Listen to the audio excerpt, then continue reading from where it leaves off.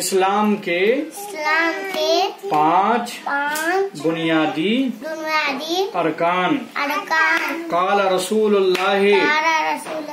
صلی اللہ علیہ وسلم بنی الاسلام علی خمس فرمایا رسول اللہ صلی اللہ علیہ وسلم نے اسلام کی پانچ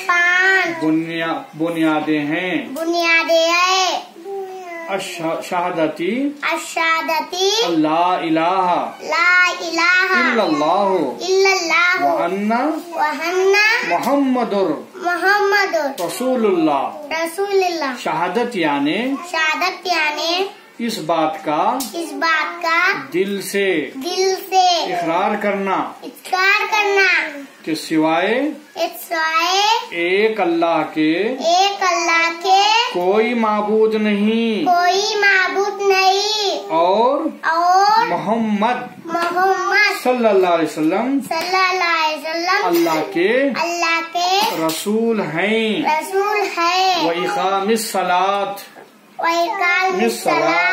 پورے ادب کے ساتھ نماز پڑھنا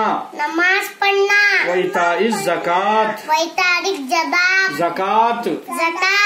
زکوٰۃ اور زکوٰۃ دینا وحج البیت اور بیت اللہ شریف کا حج کرنا وصوم رمضان اور رمضان شریف کے روزے رکھنا خدا حافظ.